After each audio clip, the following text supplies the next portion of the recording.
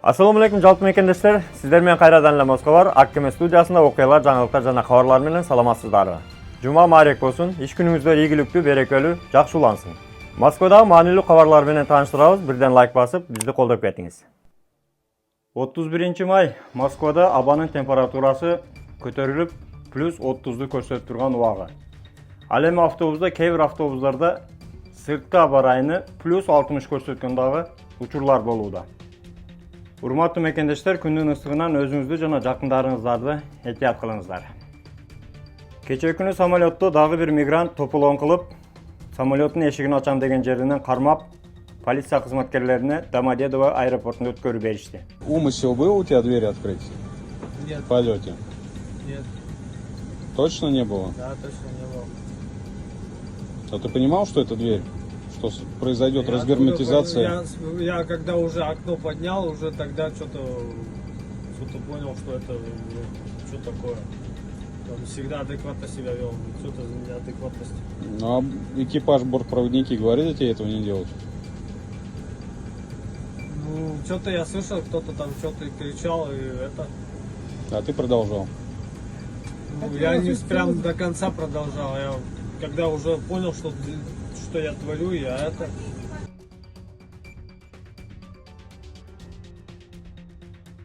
Водитель остановился и потребовал от гражданина покинуть салон. Заказ алганда дагы абайлап алыңыздар.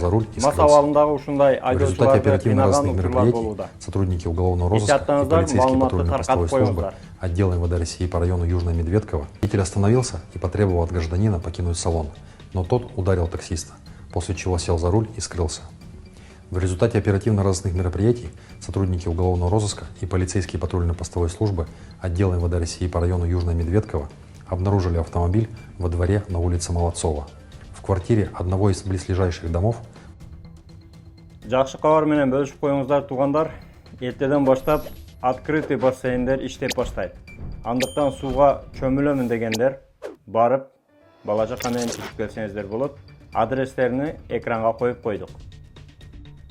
Андан сырткары таксисттерге дагы бир маалымат. Эртең центрде открытый фестиваль болот. Ошол боюнча кээ бир жолдор жабылат. Экранга жабылган жолдордун схемасын коюп койдук. Ошого жараша маршрут түзүп иштесеңиздер болот. Маалыматты группаларга таркатып коюңуздар.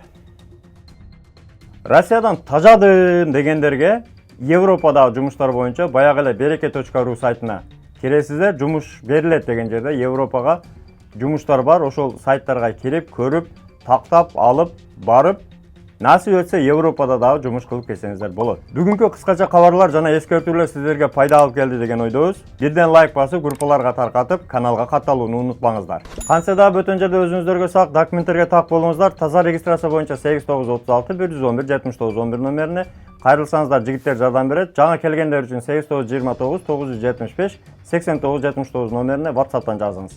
Тапканыңыздарга береке, үй бүлөңүздөргө тынчылык, ар бирибиз ата мекенибизге эсен соо жетели. Бүгүнкү жума дагы бир жолу маарек болсун, кылган дуаларыбыз кабыл болсун. Дайыма жакшылыкта көрүшкөнчө аман жүрүңүздөр туугандар. Москвадагы мекендештер, кирди чыкты боюнча границага кыйналган жердештерди бекер ташыган, жолдо полный жардам берген, чек арага до конца өзү барган Толкунбекке чалыңыз. Аккемеден десеңиз полный кошумча чыгымдар, разворот, черный список, өтүп кеткен, жоголгон документтер бекер болот. Машиналар комфорт, ыңгайлуу, жылуу жумшак барып келесиздер.